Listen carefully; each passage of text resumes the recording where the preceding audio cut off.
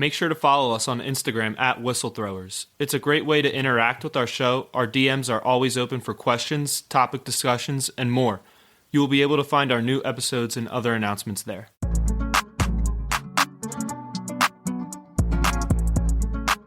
Thanks for tuning back to the Whistlethrowers podcast. This is Jack Mubarak, joined by Jack Slaymaker. And Jack Slaymaker. All right, and we got a lot of topics to cover today, but first, since the World Series matchup is set, do you guys want to talk baseball? Open up? Yeah, we can open up with baseball.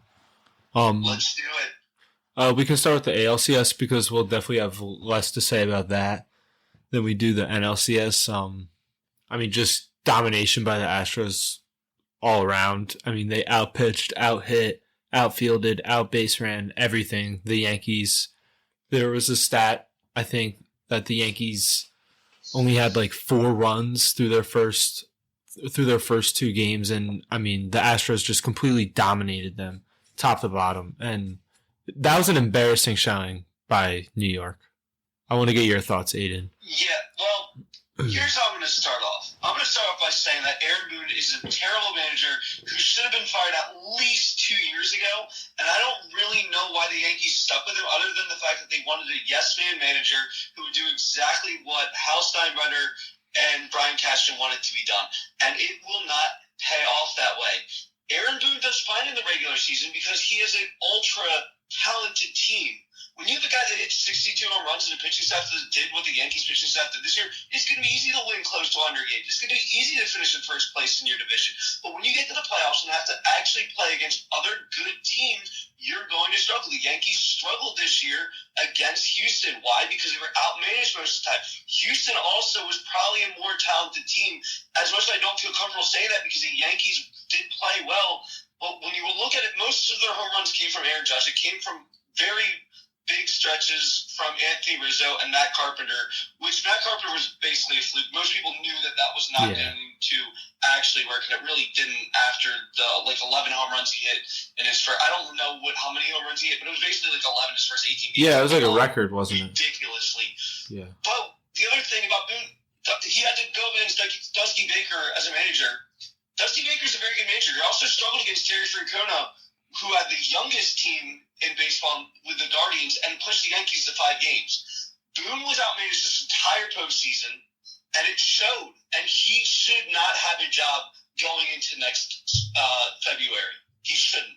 Yeah, I completely agree with you. And on that subject, the Yankees can do so much better, just outside of Aaron Boone. It doesn't take much for a manager to do well in baseball, as we've seen with Rob Thompson. I think Aaron Boone is a guy who tries to do too much, and he overthinks himself and outsmarts himself.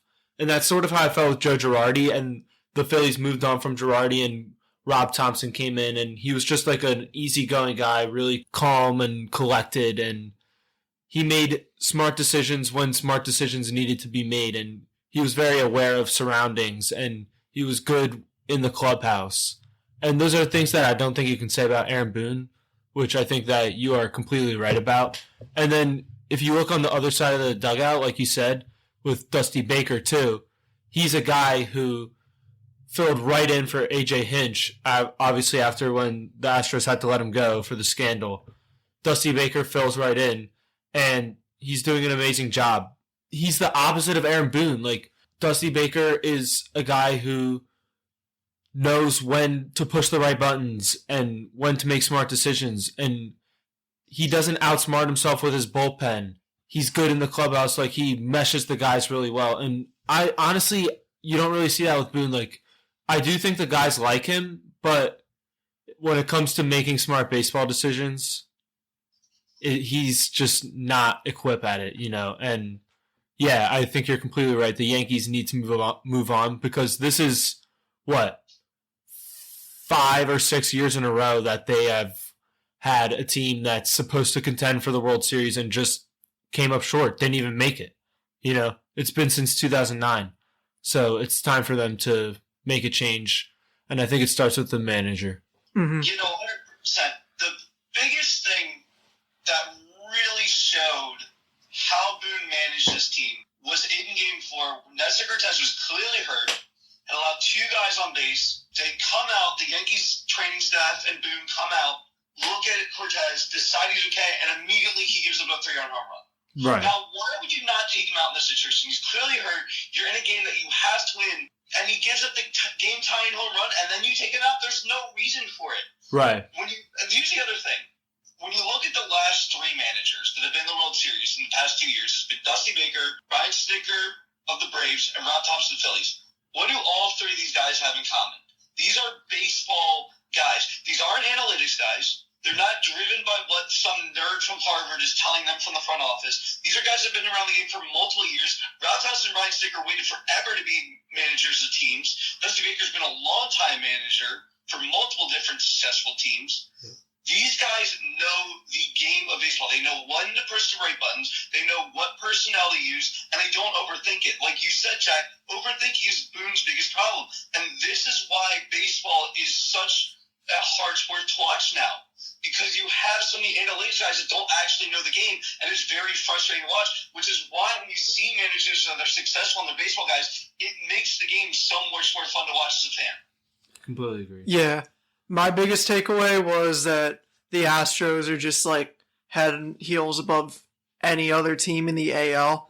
My first prediction that I think I said on air came true. I said that the Houston Astros are going to sweep whoever came out of that game 7. Past that, I'm kind of wondering more like what's on Aaron Judge's mind at this point. Yeah. Because he has a really big decision, and the Yankees haven't really improved at all in the last. Well, they've been really promising, but they always came up short. Yeah. And it's definitely got to be on his mind where if the grass is greener or not. Yeah, I think it would be smart for him to move on, to be honest, because, like you said, they haven't really put the right pieces around him. And honestly, I don't know. They seem kind of handcuffed right now. You know, especially trading for a guy like Rizzo. You know, you're not going to... The best thing you can do with him at this point is just move on.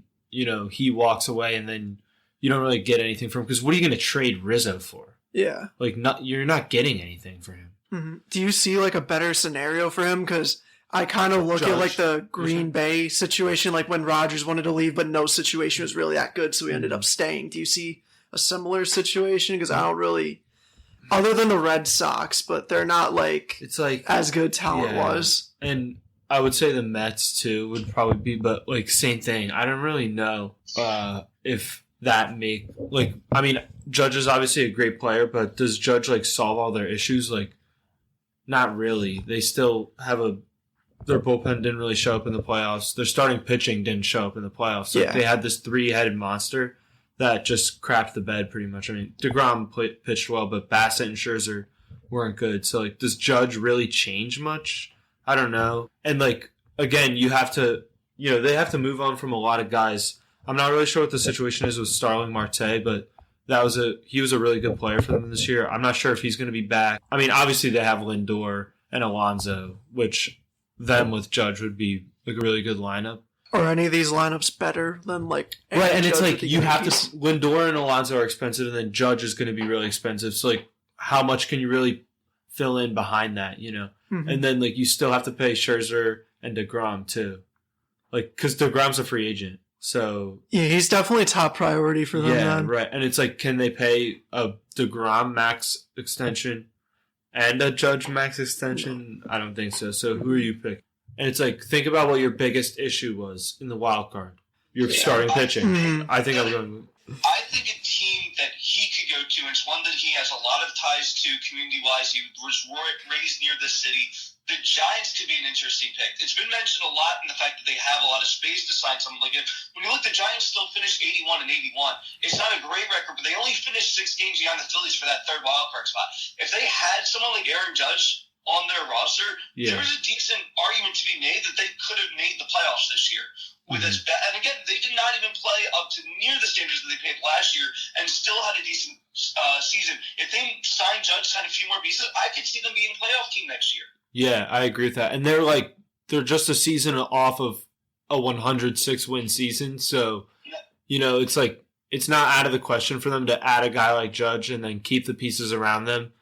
And, that could carry them into the playoff. And, like, as we're seeing from the Phillies, once you get in, it doesn't matter where you're seated. Like, once you're in the baseball playoffs, you're in and you have just as much of a shot as the first team. Yep. I will say the only thing about the Giants, and this is what I just said about Boone, is that they have a manager who's too much into analytics and Gabe Kapler. Yeah. And in my opinion, there's only like 3 to 4 good managers in the National League. So it's not that Kapler even has to be great, because the other guy that he lost to last year was Dave Roberts, who's also an analytics guy. So if it's analytics or it's analytics, it really just goes up to roster at that point. Yeah, right. And it's like, So I do think that when you have someone like the Padres did in Bob Melvin, there's a reason why, even though the Padres lost to 5 games, and we will touch on this obviously, but it's the fact that he is also a baseball guy, and he was able to keep competitively, didn't overuse analytics at all, which could also be a big fault for why they lost. But to me, it just made the Padres feel a lot more like a confident team, where when the Yankees were down by 4, it didn't feel like they were close in that series at all. yeah, I think this is a good time to go into the Phillies-Padres series too, and we can stay on this Padres topic and Bob Melvin, because obviously the big decision of the series, the big moment, was Harper's late home run in the 8th inning. And obviously people are questioning Bob Melvin's decision of leaving Robert Suarez in the game there to face Harper, or bring in Josh Hader, the lefty out of the pen, to face Harper. He decided to stick with Robert Suarez. A lot of people are bashing him for that, but actually, if you look at the numbers, dude, Robert Suarez that year was amazing against lefties, and he had only allowed 3 home runs in 75 at-bats against lefties that season. So I think that's not necessarily an analytics thing, you know what I mean? Like, that's just pure numbers, and I think that's what Bob Melvin was looking at, and that's what he based his decision off of. So, sure, it would have been obviously, I think going to Hader was the obvious choice there. Not necessarily the obvious choice, I mean, because Suarez was good against lefties this season. And the 1-2 pitch that Suarez made, the changeup, that was like a strike for like 3/4 of the way to the plate. John Smoltz was all over that pitch, and Harper laid off it, and it fell out for a ball. That was the pitch that Robert Suarez would typically get lefties on, because he goes 100, 100, 100, and then he drops that changeup. And normally lefties were going to fish for that. But Harper's such an amazing hitter, he let it go, and then he got the fastball in like that same bottom of the zone location, which is Harper's sweet spot. And obviously what happened. So I don't necessarily fault Bob Melvin for making that decision there to stick with Robert Suarez. No, I don't either fully, because, like you said, Jack, this wasn't like a full-on statistical thing, the way that a lot of managers have gone in the postseason. The biggest example recently was Kevin Cash taking Blake Snell out of Game 6 in the World Series, and the Tampa Bay Rays losing that series to the Dodgers, which is one of the most atrocious things that's happened in postseason baseball recently. Right. But I do think in this situation, you have to go with your best pitcher. Yeah. Regardless of the fact that you still have multiple games left with him, the fact that it would be hard for him to get a 6-out save, which is what Hader would have had to do. In this situation, you go with your best player. You're down in the series 3-1. You can't afford to lose another game or else you're eliminated. So I think you just have to go with Hader, suffer the consequences of what happens after. But, I mean, and like you said, it's not an easy decision to be made. But at the end of the day, it was the wrong decision, as Harper proved. Yeah, Harper, obviously what happened, and it was, yeah, you're right. I mean, it was the wrong decision in game time, you know. As for the rest of the series, that was a really close 5-game series. It if you was. ask me, you know. Even game 4, which was 10-6, and even game 2, which the Padres won 8-5, the scores may have been a little bit like more than what the game actually said. Like, I feel like the games were way closer than even a 4-run or 3-run deficit. Game 2 maybe felt a little bit more out of hand than game 4 on Saturday, because the Phillies obviously blew that 4-run lead, and it just got so out of hand in that 5th inning. You know, Hoskins still made it close, and the Phillies threatened, like, Harper got a hit, and then Castellanos got up. He had a chance to, you know, make the game a 1-run game, but he grounded into a double play. The rally was killed. Yeah, I mean, San Diego, it just felt like that there were certain things that happened in the game that had they come together they would have won the series. Right. You look at game one, they had absolutely no hitting. They only lost 2-0. In the second game, they had basically no pitching in the first inning, still found a way to win 8-5 because Aaron Nola had his worst game in October so far. Yep. They only lost 4-2 to Rangers, so again, not bad pitching by Musgrove. They just got outpitched. Yeah. The other one, 10-6, they got an early lead, and the pitching just wasn't there. And this one, the pitching was there. The hitting was kind of there, but there was just 2 bad pitches that lost in the game. Yeah. And that's really just how baseball goes. It can be literally one pitch that can make or break the entire series, and that's what the series felt like. Yep. And, like, going back to that third game, too, the game that Ranger threw, they couldn't capitalize on Phillies' mistakes. Like, the Phillies made a couple errors in the field, but the Padres weren't able to capitalize on that. And that, like, ultimately, that's what separates great teams from good teams in the MLB playoffs. You know, just those little teensy things. Hoskins drops the ball. Segura dropped the double play there that they scored a run on. You know, typically for a great team, that leads to a snowball inning. But for the Phillies, they were able to kill rallies really quickly.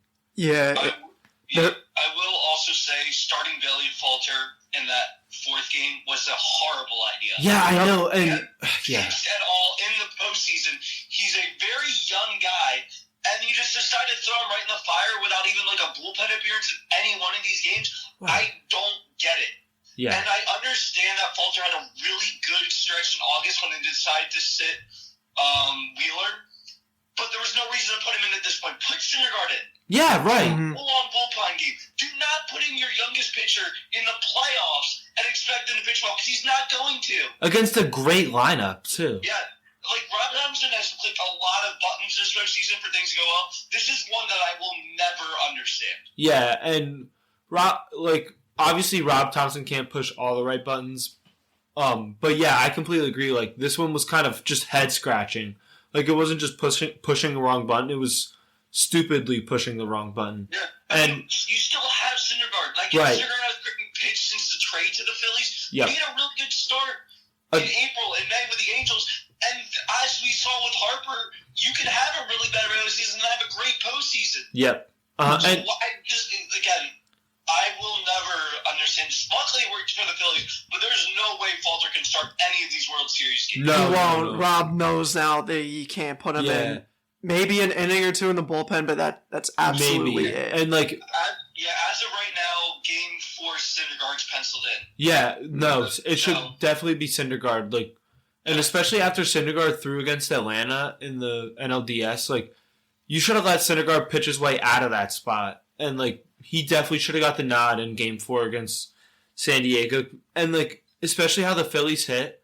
I mean, it doesn't matter anymore, but the way the Phillies hit, that would have been a blowout if Syndergaard threw well. Yeah. Even if he had pitched, and this is the whole thing about that game, even if Syndergaard had only gone 3 to 4 innings, and then you use your bullpen for a bullpen game, it still would have been better than Falter going 2/3 of an inning and giving up 4 runs. 100%. And it's like, you were so close to losing Game 5, and then, like, the pressure's on going back to San Diego. And, yeah, we would have been looking back on that and been like, why the hell did that happen? Because then you're down a bunch of pitchers. Like, we had to use a lot of arms that game. Luckily, they threw extremely well. You know, the pitchers after Falter, they threw 8 1/3, 2 runs combined by all of them, which were both given up by Brad Hand.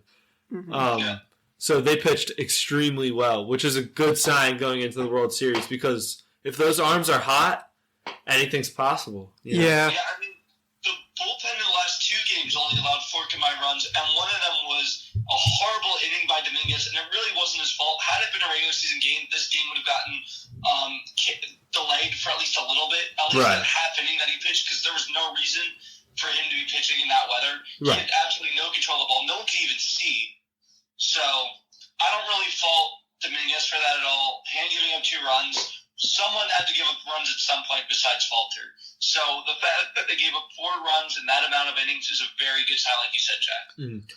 Yeah, I'm really confident with, like, the bats, because we saw last series, like, they lit up Darvish twice. Right. They lit up Sam Strider, and everyone thought it was going to be a defense game, and that did the series after that game. So we're going to need to have our bats that consistent as they were in the last 2 series, because the Astros got Justin Verlander and other pitchers, and Justin Verlander, I think he's the top pitcher in the MLB. Yeah. I said this in the Gene episode. At least for but- this season. Yeah, this season. And their bats they compare to ours. Yeah, So, right. Oh, yeah. No, 100%. And they hit lefties really well, which, maybe would make you nervous for Ranger. I'm not nervous. I think Ranger will still pitch really well against them. I was going to talk about Verlander. You are definitely right. Verlander was the best pitcher, at least in the AL this year. But, yeah, definitely he was top 5 in the MLB, no question, this year. But in the playoffs, he got knocked up by the Mariners a little bit. And then the Yankees almost got to him. They were threatening, but a good play by Chas McCormick in center field killed a rally. He's not unhittable. And I think that we can get hot on him. Like you said, we hit Yu Darvish. We hit Max Fried, who are both amazing pitchers. And, yeah, we can get to this guy. He's a fastball pitcher, and, we hit fastball pitchers really well. It gave me good hope that we hit a guy like Darvish, too. We didn't necessarily knock Darvish up or anything. We only put up 2 runs on him both times, which isn't enough a lot. to win. Yeah, especially in this playoffs. And if Verlander's going up against Wheeler, or actually it'll be probably Nola, because Thompson said Nola's going game 1, Wheeler game 2. So I'm confident in the Phillies when Nola and Wheeler are throwing. I'm very confident. And honestly, I think it's a real possibility the Phillies take the first 2 games of the series in Houston. Both. Both. Yeah, That's Washington did it in 2019. Washington The did it. biggest reason why I don't think that'll happen is just because they haven't been able to do that in these first 2 series. And the Braves fans are great. San Diego's fans were also good. Nothing compares to Philadelphia at all in the postseason. It just doesn't. Yeah. New York's a pretty close second, but still, I feel like Philly has the best playoff atmosphere. But Houston's also up there. Yeah. Their fans get pretty rowdy. And the biggest thing is that some of these young guys, they've been what I will say about this Phillies team, they've been stoic throughout the entire postseason run. Once they made it to the playoffs, they were very locked in on making it to the World Series and winning the World Series. That is ultimately the goal. They weren't just like the Mariners that were just happy to be there for the first time in 11 years, or in the Mariners' case, 20 years. They wanted to win the whole time through. Right. The issue is when you have young guys, inexperienced guys in the postseason, at some point they will break. Nola broke a little bit in Game 2 in San Diego. I feel like at that point, his confidence is a little bit shaken, and now you're going into an even bigger environment in the World Series and a much more angry crowd in Houston. I'm confident I'm not as confident in Nola anymore. I'm still And confident. I think that they'll split those 2 games, go back to Philly. Now, there's a really good shot they win those 3, and now you only have to win 1 more in Houston. But you've got to at least win 1. I just don't see how they take 2. I don't see how Houston loses 2 at home either. Yeah, the only reason I agree with Slay with the whole Nola thing is, if you remember in the Padres series, who broke him on the other team? Right, Austin Nola. Yeah. He's not gonna have to deal with that anymore. Yeah. I think if anyone else was batting in that order, that would not have happened. Mm-hmm, yeah. So, and I think that this team, going into the series, is saying going into it with a complete effort mentality. Any team with that type of mentality, in my opinion, is really dangerous. And I think that 2 guys, especially going into the series with that effort mentality, are Aaron Nola and Rhys Hoskins, because they have nothing to lose at this point. They are on the good side with Philly fans no matter what happens in the series. They have a real chance to cement legacies. If Hoskins does what he's been doing this postseason, he's going to be a Philly legend. He will be, And same with Nola. Aside from Game 2, if Nola does what he did in the clincher to clinch a playoff berth, if he does what he did in St. Louis, if he does what he did against the Braves, he's going to be a Philly legend. So, this team is already up there with, as great as the 08-09 team was. This feels more like the 93 team. Yeah, I was going to say, this is 93. To do this, yeah. to go on a run. The 2008 team, there was a crescendo up to when they made it. Yeah. The 93 team and this team just came out of basically nowhere to make it to the World Series. Yeah. They will be legends no matter what happens. Mm-hmm. So you guys are feeling really confident? Oh, yeah. I think Phillies in 5. Wow. I'm going Phillies in 5. Wow. I'm saying we take 1. Wait, so that means it ends in the bank. Right, yeah. I think we're Wow. going to close it out in Citizens Bank Park. I think we'll take game 1. I think we'll take Nola's game, and then Wheeler will throw well, like kind of how he did against San Diego in game 5, like 2 runs, 7-ish innings, and then but we just like won't be able to hit. I think it's. Do you know who the game 2 starter for them is? Is it McCullers or Valdez? Valdez. Yeah, Valdez is really good. I'm nervous of him. Yeah. So he locked us down the last time we played them, which was that final series. I mean, we were probably hungover the day after, but still. Oh, we were 100, not probably. That Yeah. team was Hung. partying till all hours of Right. the night, and then I had to play the next day. So, but still, that doesn't take away from Valdez at all. No. He's a scary pitcher, and he'll probably have his way with us, but then they have to come to the Red Sea. I think we close it out, all 3. I really hope you're 3, right 4, because 5. I can't even begin to imagine like what would happen if they win in the bank. It would go, the city was already going nuts. Yeah. Just for Red Sea, which was expected because that's basically what happened when the Eagles won the NFC Championship to go to the Super Bowl. But if they win the World Series, it will be a madhouse. Yeah, like to put it into perspective, when Harper hit that home run, that place was going crazier than it was when they won the World Series in 2008. Like it was going crazier than that. Even when Reese hit that home run. Yeah, right, against the Braves. Yeah, even that, like they'll go nuts. The game was over when Reese hit that home run. Yeah, I didn't see how the Padres could get back in the lead at that point. Yeah, agreed. Just because it was so early in the game, the fact that the Padres didn't look like that in the offense. Yep. And even when Soto hit that home run, I was still confident they would win. And then the Dominguez inning, it's just, when you're a Philly fan and you see something like that happen, 99% of the time that means that your team's going to lose. Yeah, no, I thought it was over after that. And then the next... And my fear was when Dominguez had that inning was, oh my God, we're going to lose game 5, and now we have to go back to San Diego only up 3-2. Yeah, no, the pressure's on Philly at that point, yeah. At that point it was because when you lose game 5, you now have the fact that you lost the game. You had to try. It was a quick road trip, too.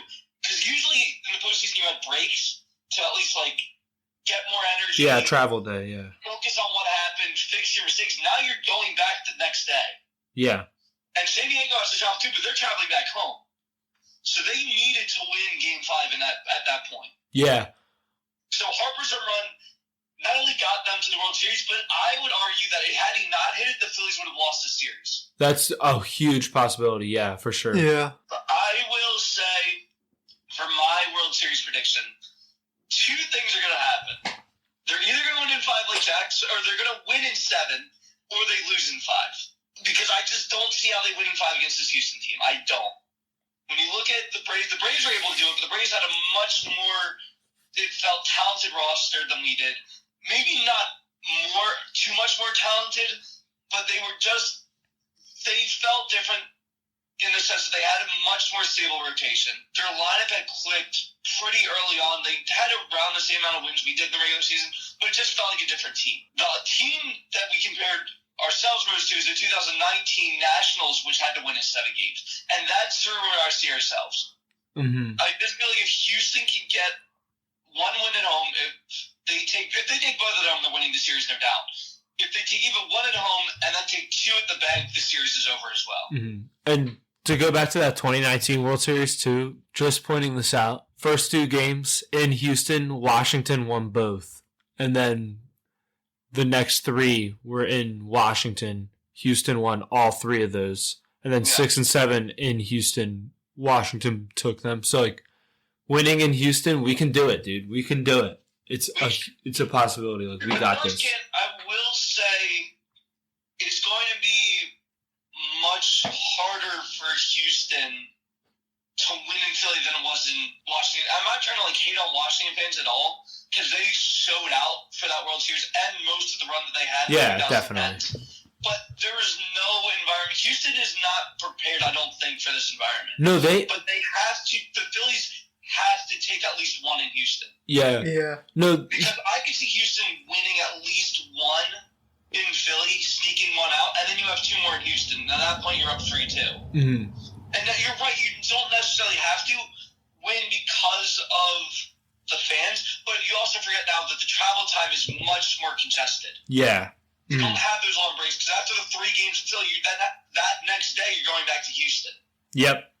So if you have momentum in that series going back in that next road trip, you're going to feel a lot more better about yourself. Yeah. Going back to what you said about the Astros like not having faced an environment like the Phillies, you're 100% right. Especially for teams that they've played in the NL, I don't think that they've played in an environment like Citizens Bank Park. Atlanta's a really good environment, but again, I don't think it's Citizens Bank Park in the playoffs. I'm thinking about there was 3 to 4 environments that were like this that I've seen.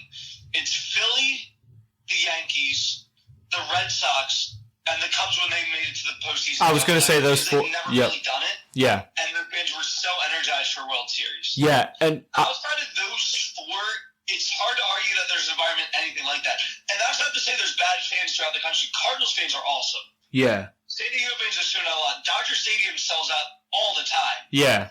Citi Field was starting to play in this year. But it just, I don't really know how to describe it other than you can just tell that it's different. And every national announcer that's done multiple postseason games go to Philly and say that it's different. Yeah, Right. they made a point like every game I tuned in. Yeah, and not only that, like the environment is completely different, like we've been saying, and our team plays 10 times better at home in front of our fans than other teams. Like you were saying, Dodger Stadium, they have a good crowd, but guess what? They lost at home. San Diego, they have a good crowd. They lost at home. Atlanta has a good crowd. They lost at home. Mets have a good crowd. They lost at home. St. Louis has a good crowd. They lost at home. We have not lost at home. Yeah. Our team gets in a different level. Mm-hmm. We haven't really talked about that. They're 7-0 in the postseason. No, Nah. And here's the other thing. They technically had to play a 4-game series because that third game against Seattle went 18 innings. Right, yeah. They played way more games than they really should have, considering that they're 7-0, and they haven't lost a step at all. Yeah, there was a couple of close games against the Yankees, but again, like we talked about, the Yankees roster was supposed to probably beat Houston or at least push them more than 4 games. Yeah. And Houston steamrolled them. Mm-hmm. Like, there was close scores, but it didn't feel close at all. Right, yeah. And I want to say this about the Astros too, like they look insane this playoffs, but they their offense hasn't been incredibly like dominating or anything because they had the comeback in game 1 against Seattle. But after that, I mean, the most runs they put up was 6. And I mean, for the Phillies, like we've done that multiple times. We've done 6. And I think that's how the Phillies can win this. If it's pitching duels, I don't think we can come out up from that victorious because their bats in clutch situations, in timely situations, when you talk about situational hitting and things like that, the Astros definitely beat us out in that aspect. So we're going to have to put up runs, and it's going to have to be a slugfest for the Phillies to win this.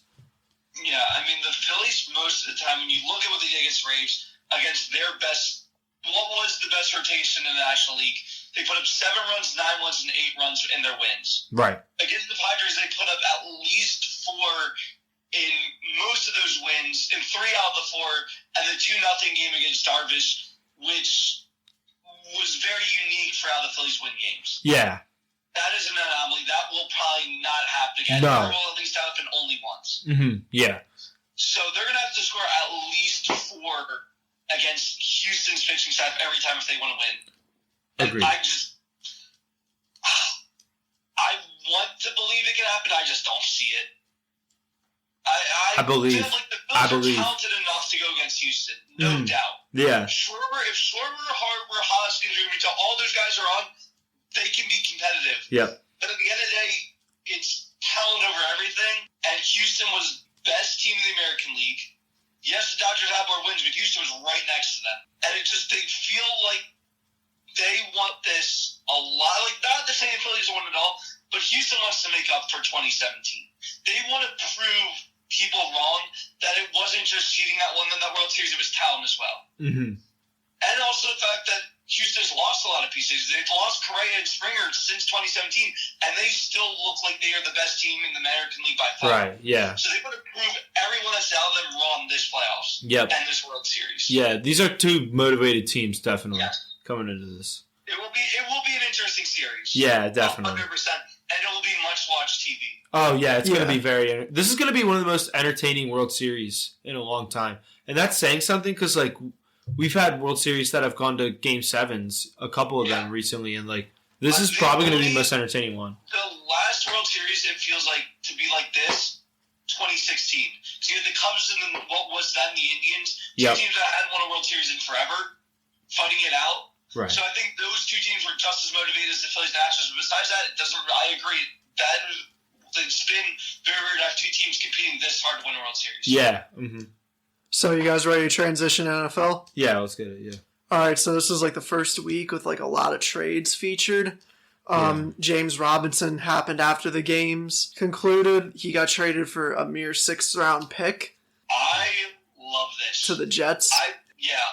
I think the Jets are in a great position right now. Yes, their offense didn't look great on Sunday. I understand. It was against the Broncos, too, so the Broncos' offense has really stumbled. So the Jets, all they had to do was put up a decent defensive game and they were going to win, which they did. But the Jets' offense has looked so good in the 3 previous games before that. Did it really look that good against the Packers, though? I mean, like, the defense showed out. I thought the defense was the star of the show that game.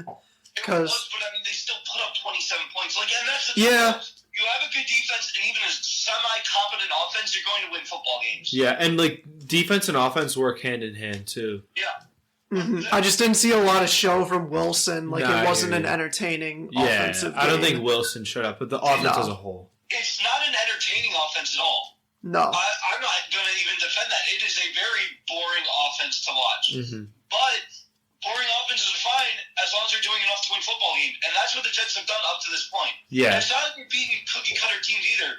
I mean, they beat Pittsburgh.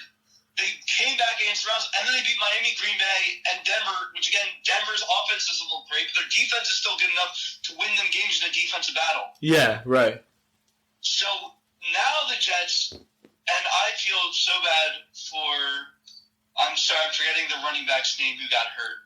Breece Hall. Yeah. Breece Hall, yeah. I feel so bad for Breece Hall. He was having an unbelievable rookie season, and it's unfortunate that it had to end this way towards ACL. He's going to be out the rest of the season.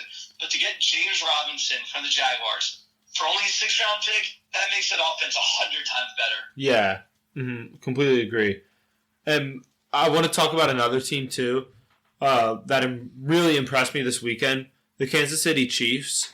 You know, they've just been, their offense has proven time and time again that they can put up points on amazing offenses.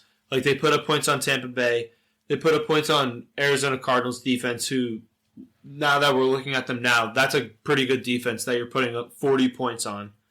And now that they did it this week against the San Francisco 49ers, who have an amazing defense, definitely top 10, they put up 44 on them. I'm very impressed with Patrick Mahomes, and it's crazy to see him continue this amazing success, even losing a guy like Tyreek Hill. And again, he's just filling in guys.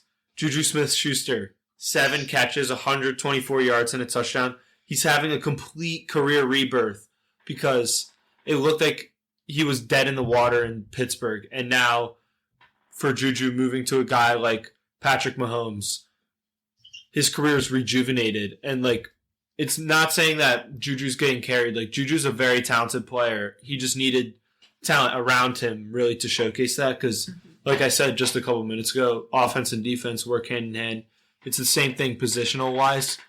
Wide receivers work hand in hand with a lot of positions, quarterback, offensive line, you know, all that. So when he's on a great team like he's on right now, he's going to show out. And you saw it in Pittsburgh, too. He was on a good team in Pittsburgh. He put up good numbers. He looked like a good player. He's looking like an amazing player right now. And then, obviously, you have Kelsey, but another guy, Marquez Valdez-Scantling, who couldn't really seem to get any footing with Aaron Rodgers. goes for 3 catches and 111 yards this weekend. Just a joke. Not Marquez Valdez-Scantling is not good. He's solid.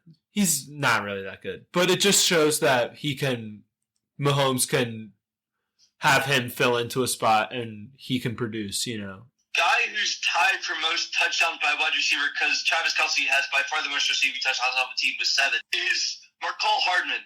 Yeah. That's not a guy that should be leading your receivers in touchdowns. Mm-hmm. That's what Mahomes can do for you, is he can make every receiver on the team look like that they are a top Pro Bowl, top 5 wide receiver, even though they should probably be like 5th on your depth chart. Yeah. And that's why it still frustrates me that people are picking the Chargers to be first in the AFC West. Because you should not bet against Mahomes. No. I don't know why people are still doing it. Yeah, no. Didn't we learn our lesson with Brady? The level that we all put like the pedestal of what we put Peyton Manning early in his career, Tom Brady after he won his first 2 Super Bowls. Yep. That's the level that Mahomes should be at right now. You don't bet against this guy. Yeah, no. Looking on the other side of the ball, though, you said that position players on the offense help build each other up. Yeah. I see Christian McCaffrey doing just that for Jimmy G, and I know Aiden doesn't like this because he doesn't like Jimmy G, but let's talk about his boy Danny Dimes. Saquon rejuvenated his career this year, and Danny Dimes looks like a middle-of-the-pack quarterback. He's serviceable, yeah. Mm-hmm. So, and he didn't have a terrible game against the Chiefs. He had 303 yards, 2 touchdowns, and an interception. Wasn't enough to win the game, obviously, but those are still solid numbers for a guy that got benched for a rookie just a couple months ago. Right. But there's also a reason he got benched for a rookie. Not that good. Yeah. All right, you want to talk about who else got benched? Here's the difference between Jimmy Garoppolo and Daniel Jones, because yes, I 100% agree. The biggest reason why the Giants' offense is where it's at is because Saquon Barkley is healthy. But also, it showed that Daniel Jones needed more offensive weapons for the offense to be good. And when you look at his wide receivers, he still doesn't really have any. Darius Slayton should not be your top receiver weapon. Sterling Scott was up there until he got hurt. Tre'Davious Toney's basically gone at this point. They're going to trade him. The Giants needed more offensive weapons. They still need more wide receivers, and yet they're still 6-1. The 49ers have all the weapons in the world that Jimmy Garoppolo needs to succeed, and they're 3-4. Right. Why is that? It's because Daniel Jones is still better than Garoppolo is. He is. I mean, we can't. Yeah, really he is deny this year. Yeah. This year, I'll give it to him. And I think even if you were a team starting from scratch and you had to choose between Jimmy G or Daniel Jones. Oh, you're picking Danny from just the age perspective. Yeah. And the athleticism. No, let's just say to win this year between them. Quarterback in the NFL. I'm taking Danny. Yeah, this year, yeah. But let's say even last year, what'd you have taken? I'm taking Jimmy G because they almost went to the Super Bowl last year. That's fair. Even though they got carried by that's kind of where I'm. teams and the defense. Oh, now we're talking about special teams. Well, you know what? The Packers special teams would have been fine last year, or they would have made it to the NFC Championship if they actually had special teams. So yeah, we should probably talk about it. Yeah, and I don't want to hear anything about Rodgers this episode because did you see what Brady did? He one-upped them. Tom Brady should have retired. Definitely should have retired after the Super Bowl. He was going to play one more year. He should have retired after last year. Yeah. He's going through a lot right now. I'll give him that. He has a lot of personal problems, which now I would say it's fair to argue that those personal problems are going to affect his play.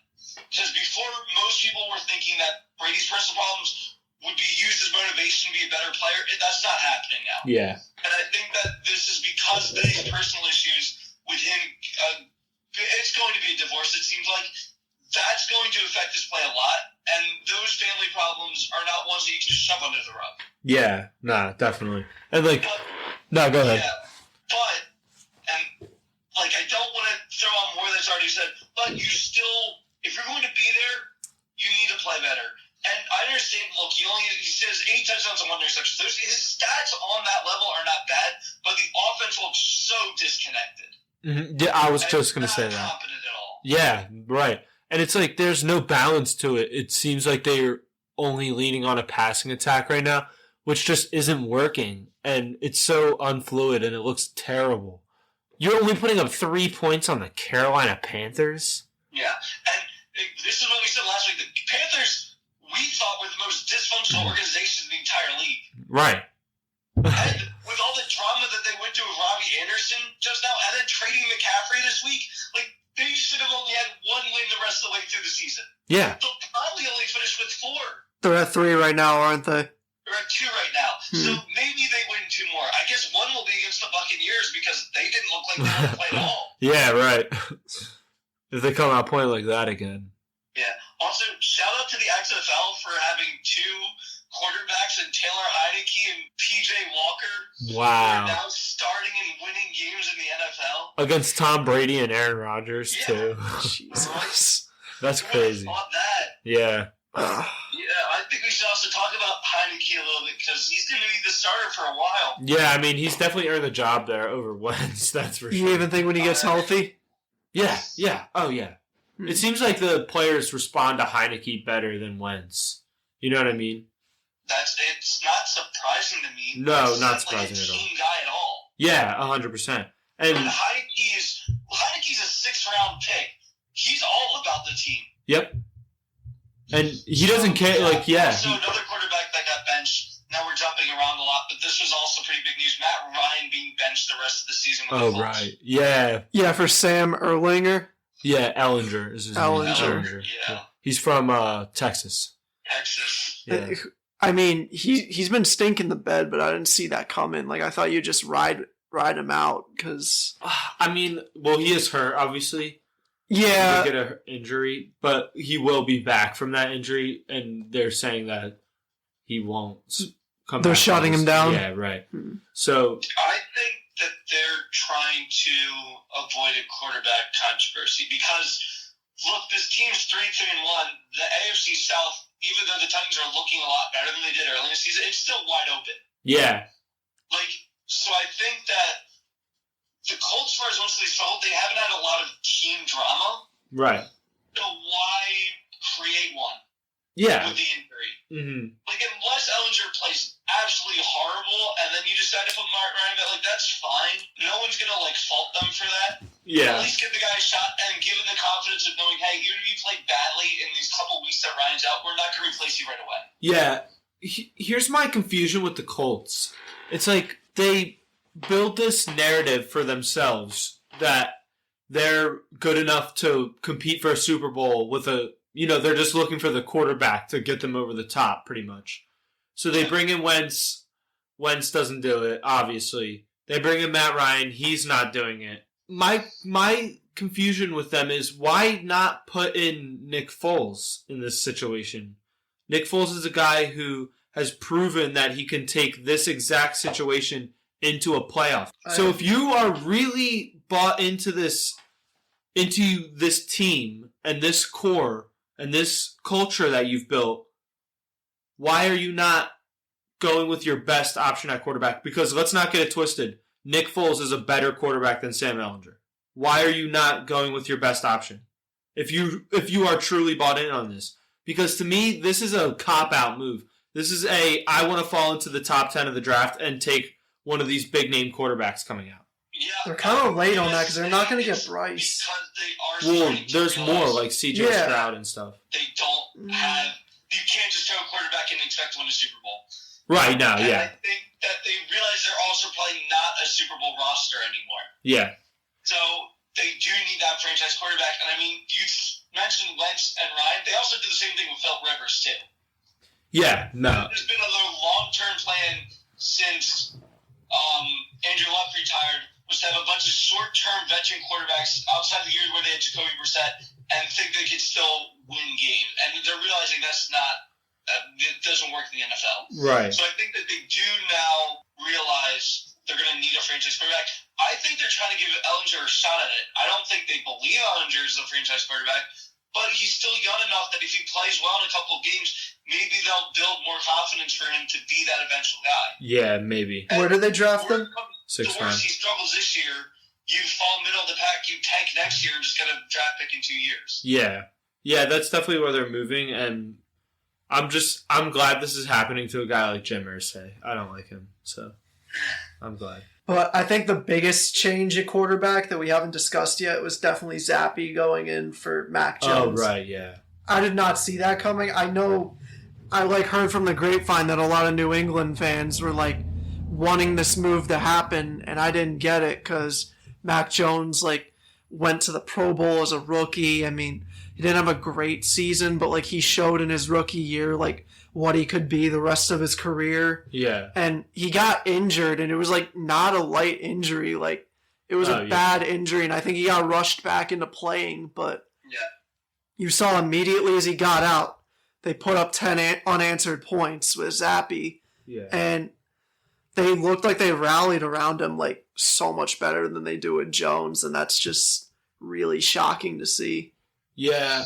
I don't know how much of it was due to that. More, I think it was due to Jones' injury was holding him back a little bit, and that has to be the reason behind this move, in my opinion, because I don't think that a 100% healthy Jones would have got pulled that early in a game like that. Because if the move was because Jones was playing bad, then I think you pulled the trigger way too early and you caused the quarterback controversy for no reason.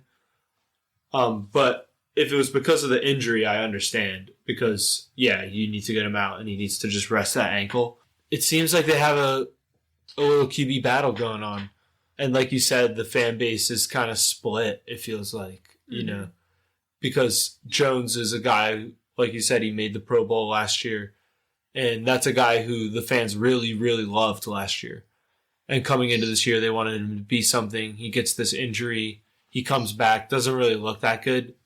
And, there's this guy behind him that is playing really well. So, yeah, a lot of the fan base is going to jump on a guy like Zappy, and a lot of the fan base is going to stay with a guy like Jones.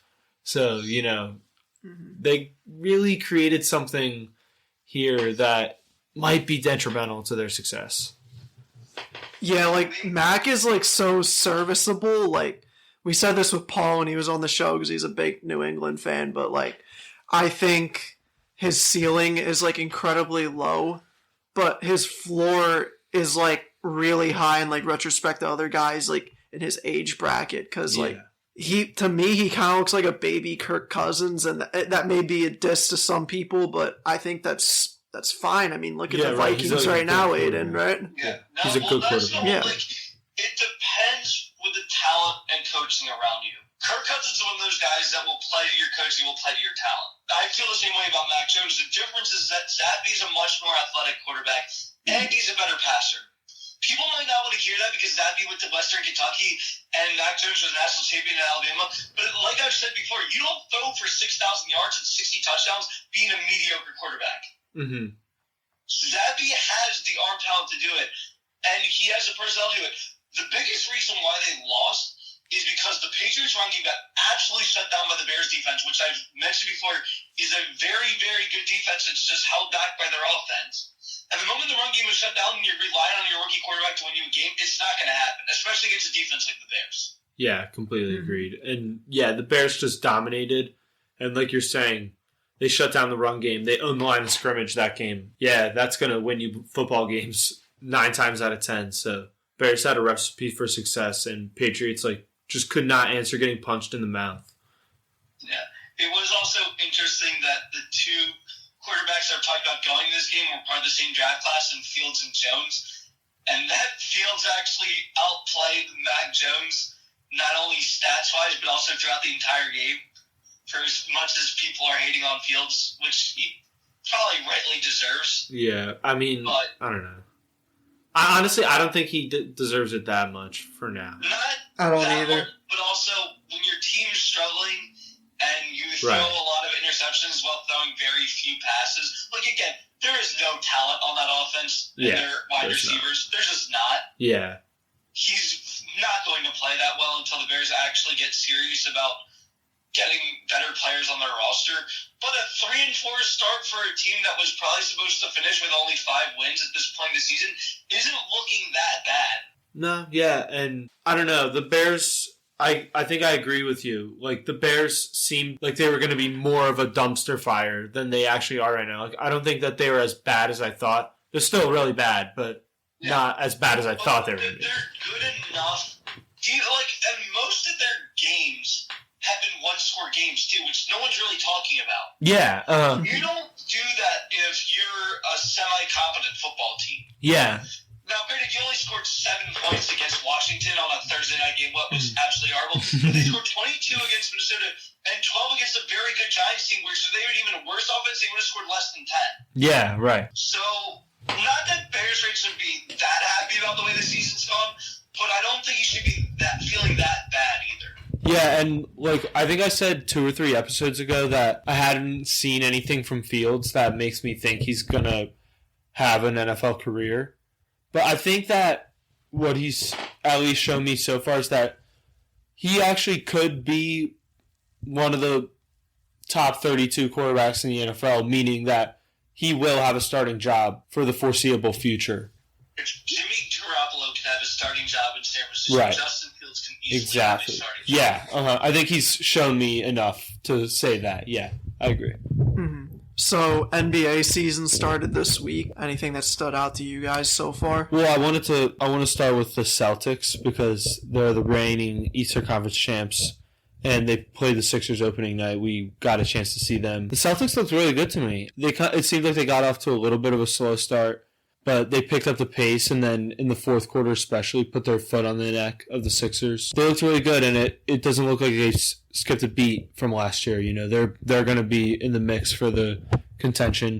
Milwaukee, who we saw the 2 nights later in our home opener, seem like they're also going to be in the mix for the contention in the East. But for Philly, looking really, really sluggish right now, and it's not a talent thing right now. It's just a meshing thing, in my opinion. And I think that they will figure it out enough to get their way into the playoffs, get a top 4 seed in the East. But I don't think they can compete with Milwaukee or Boston or even Miami, maybe, who would be the 3. I'm not sure. But I think that the Sixers would fall outside of the top 3 in the East for now. Yeah. And I said this to you the other day, but I wanted to hear Aiden's opinion on this. Like, obviously the Sixers had a lot of, new guys come in, so, not a lot of time to figure out everything. But to me, it kind of looks like the team just views each other as, co-workers instead of, brothers or, a team at all. Teammates, yeah. But do you see that at all, or is it just me? I think it's a very interesting way of putting it. I never would have thought about it like that, but yeah, that's what it does kind of seem like. I think that there's certain guys, it's more how connected you are to the city, I think, as well. Embiid and Maxey are very much tied to the city, so they want to win a lot. Harden's just kind of here for the championship. And the bench pieces are more just guys they brought in because they needed to be here to fill a roster. There's not that exciting guy like when they brought in Andre Drummond last year, Dwight Howard before, guys that can energize off the bench. That energy's just not there, and you're seeing it with how the bench is playing. I mean, the bench is scoring less than 10 points a game. You can't win in the NBA if your bench isn't scoring. That's the biggest thing that I've seen. Right. 100%. The other thing they need, too, is a new coach. Yep. Yeah. Doc Rivers is not going to be your energizing guy. Nope. It's the same problems every year, and they just don't get addressed. Ever since we started losing in the second round, the bench didn't show up. Yeah. Coaching was bad, whether it was Doc or... Right. What was that guy's name? Brett Brown? Yeah, Brett Brown. Yeah. I forgot his name for a second. It wasn't very memorable, but... And there's just, no accountability. No one really holds each other up. And, I love Embiid. He's not a vocal leader. He's a leader, but he's not vocal at all. He just takes a back seat like Kevin Durant does. Yeah. And I want to say something, too, about Glenn Rivers, because I agree with Aiden that the Sixers need a coaching change. I've been saying this since before the beginning of last season. And you see it on the court, too. Boston and Milwaukee, I'm going to keep going back to them because that's the cream of the crop of the East. You know, when you watch them play offense, there's so many different sets that they run, and all their sets move the ball efficiently and quickly and with intent. But with the Sixers, there are so many just cookie cutter passes that don't have anything. They're just fluff. And then it just ends up leading to a Harden isolation or an Embiid post up. And this isolation thing, it's just not going to work in the NBA. Like, you need to have movement and you need to have fluidity in your offense. And you have a guy like Maxey and you have a guy like Embiid and even Harris and Harden. Like, these are guys that can work in an offense that like Boston runs or Milwaukee runs or Golden State runs, that have different movements and different positionings, and guys are doing different things and they're moving without the ball. We're passing to all these different spots. We're threats to score at all time. It just doesn't seem like that with the Sixers.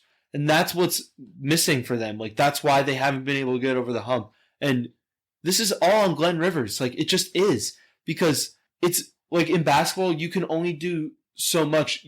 Harden just can't take the ball and do whatever he wants. And Embiid can't just take the ball and do whatever he wants. As much as no, we wouldn't really like that because that wouldn't be good. But what I'm saying is they're talented guys, and they can't just carry an offense like that. Like, Glenn has to instill an identity in this offense, and there's just none.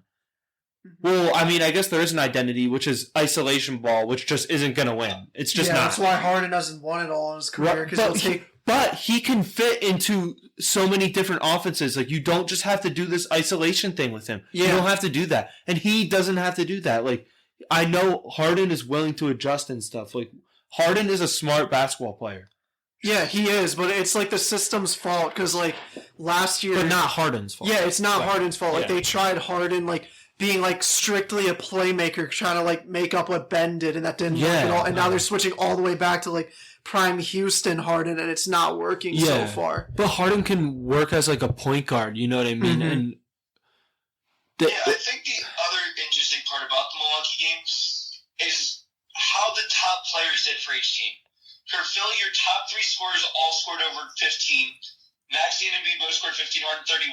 So you had your top guys by the huge level, and no one else really stepped up and they lost. Antetokounmpo only scored 21 points that game. Everyone else showed up and did what they had to do to eke out a win. Everyone played a role, yeah. And Antetokounmpo having one of his worst games. Mm-hmm. So that shows you where these teams are at. Where Philly, if they're going to win, they need someone else to step up with their big three, or their big three just needs to play so much better than everyone else. Yeah. Where the Bucks and the Celtics, can you have anyone step up on any given night and they'll be fine? Right. And that's what the biggest difference is. That's a formula to a championship. And part of that is trusting your teammates. And it feels like the Sixers have neither of those things right now. Yeah, I completely agree. With you. Mm-hmm. I also want to touch on Portland quickly because they are having an awesome year so far. Yeah. Yeah, we should talk about that. Yeah, Dame's back. Yeah, part of it is that Dame is finally healthy, which is awesome for them, and that's what they need. But when you also look like this is a team that's scoring a lot of points, and one guy that's gone really under the radar to me is Anthony Simons. Yeah, Anthony Simons. Jack, haven't I been telling you about him? Come on. Last year scored 17 points a game, which I had no idea. Yeah, I've been telling Jack about him for years. He's good. Portland, which no one really thought would have a top second guy after McCollum left. Yeah. So he's really filled into that McCollum role, and it's helped Portland so much. Yeah, and I want to talk about two guys coming off the bench for them too. One guy I have a tie to because he went to one of my favorite college basketball schools, and then another guy who they drafted out of the G League. The UNC player is Nasir Little. He had 11 points off the bench, and he's a power forward / center kind of guy. He can defend three positions. He's a guy who can work out of the pick and roll for you. He can shoot it a little bit. He's tenacious on the rebounds. But yeah, he's a great defender. He's got great length. He had 11 points, and then Shadon Sharp for them too. He also had 11 points. And Shadon Sharp is more of a guard / small forward. And he's a guy who can stretch the floor for you. He can attack the rim on offense. He's going to give you a lot on the offensive end.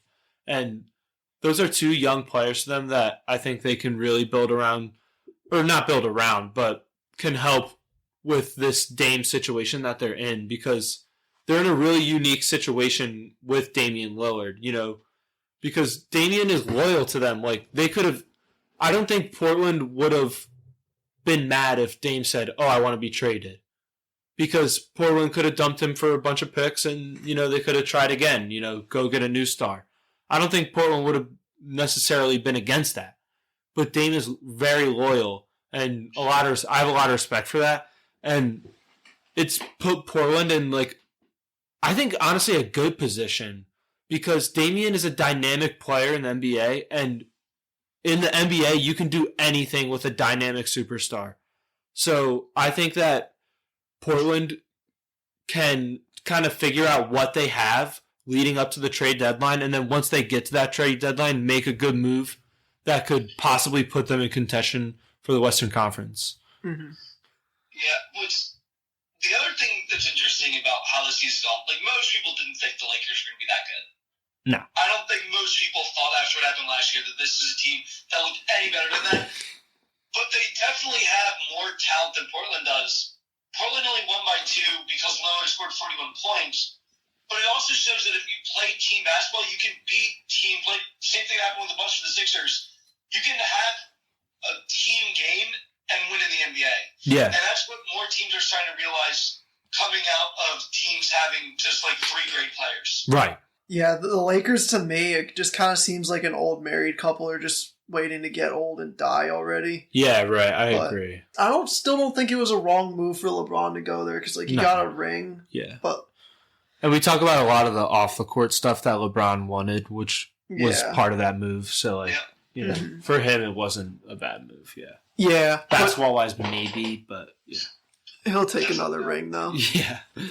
But 2 teams that stand out to me so far were the Pelicans, and it's not because of Zion, it's because of Brandon Ingram, the guy who the Sixers should have took in that draft. Yeah.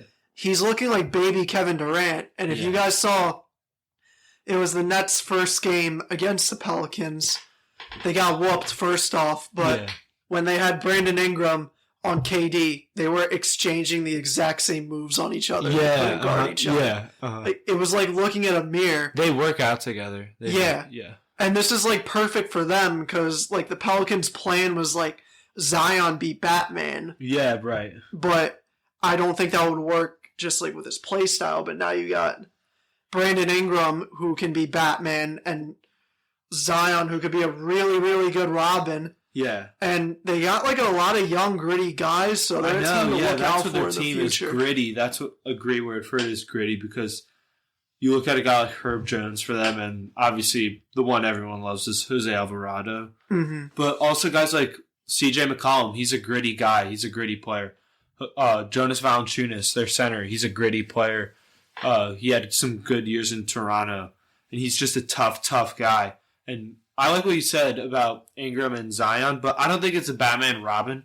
I think that they can just be co-stars. I love what you're saying about Ingram. Even though I hate Duke, Ingram is an amazing player, and I love his play style. I love everything about his game. He's just such an entertaining player to watch on offense for his specific reasons. And then you turn to a guy like Zion, who's pretty much like the complete opposite, but still extremely entertaining in his own way. And they have a really interesting duo there, Mm-hmm. and I'm excited to watch them because they could finish like top 6 in the West. Yeah. And make some noise, The Duke alumni is so strong. I know, right now. It is so strong. Yeah. And the second team, it's a team that we all thought wasn't going to do anything this season, but to this point, they've been decent. Mm-hmm. It's the Minnesota Timberwolves. A big reason I think they're doing well is because I think D'Angelo Russell is the perfect guard to pair with Rudy Gobert, because Donovan Mitchell is more of a slasher. He's not looking to pass as much, but D'Angelo Russell's pass first. He loves operating in the pick and roll. It's probably what he's best in. Yeah. And when he had a big man like Jared Allen, they just run cuts, alley-oop, and it's working so far. And maybe like Gobert won't be such a liability on offense like he was in the Jazz. I know, yeah. And he was, I think this was of 2 or 3 days ago, he was leading the NBA in rebounds per game with like 18 per game, which, I mean, that's an amazing... He's down a little bit. He's still at 15 a game. 15. Like, So, yeah, that's really good. yeah. Yeah, they're making us eat our words. You and me, Jack, at Yeah. least. Like, we're kind of shitting on them. Well, I mean, so far. Oh yeah, postseason they're gonna get exposed Right. though. And I mean, there's still a lot of season left. But So. the one game was a loss in overtime to the Jazz, so the fact they still pushed that to overtime was very good. Right. I also think it's interesting because we were wondering how Gobert and Towns would be paired together. Gobert's getting most of the rebounds, which means he can push Towns out to the outside. Not that he's a great outside shooter, but he's still good enough where if you give him one-on-one ices on the outside, he can do a little bit of damage. Yeah. Mm-hmm. He did win a 3-point contest too. Right, yeah. But yeah, I think Luka is gonna be like. I think he's next up. Yeah. Like, I remember- he's MVP this year, right? Oh yeah, I said MVP for sure. It's looking good so far. Yeah. Tatum might take it. Right, yeah. Tatum's looking for it. Yeah, but I saw like Mark Cuban go on the Full Said podcast, and he was talking about like how good Luka was, Yeah. and they asked him to like rank him like currently in the league, and then he said top 3, and at first I thought that was like, okay, I think you're reaching. Like, of course you're saying that you're the owner, but like, he's No, he's that simply good. amazing. Yeah, no, I don't disagree with that at all for Mark Cuban. Luka's definitely in that mix. You know, he's in that conversation. If you want to go Giannis, Embiid, Luka, if you want to go Giannis, Jokic, Luka, whatever pairing you want, however you want to mix and match, I don't think that you can really be wrong there, to be Yeah. honest. There's a lot of amazing talents in today's game. Yeah, the league is in really good hands. Yeah, for sure. Especially with a guy like Luka. Yeah. Quickly before we wrap up, there's 3 teams that have no wins right now. It's the Kings, Lakers, and Magic. Which team do you think wins the game first? Not the Lakers. Their schedule's Kings. really hard. No, Magic. I'm going to go Magic. Let's see who did that. I haven't checked who each team plays, so I'm doing that quickly. Okay, I think this game is the Cavs and then the Hornets. Yeah, I could see them winning one of those games. I just like the Maybe Magic against team. The Cavs have been pretty good. They're Yeah. 2-1, so Yeah. I mean maybe. who do the Kings got? Because I know the Lakers have like the Nuggets twice, and then the Timberwolves. Yeah, So. that's gonna be tough. The Kings game, Grizzlies, Heat, Hornets. Oh, Magic, definitely. Let's see. The Lakers is Nuggets, Timberwolves, Nuggets. Okay, yeah, definitely. I'm gonna go Magic as well. Yeah, Magic, yeah. and we put this up on our story on Monday night, on Tuesday afternoon. But you guys all saw the play Monday night of Ben Simmons drawing his 6th foul and then Yeah. fouling out of 2 out of 3 games thus far in the season. Do you guys think that play was a foul? So I think that people are looking at the wrong thing. I think that it was a late foul call, but when Simmons initially ran up on Morant, shivered him pretty much is the best word for it. But he low-key pushed Morant with his one hand. He hit him completely on his chest. It was a late call, but I think that it was the right call. And it was just, I mean, a low IQ moment from Simmons there to run up on the ball handler when you can't get a 5-second violation in the NBA.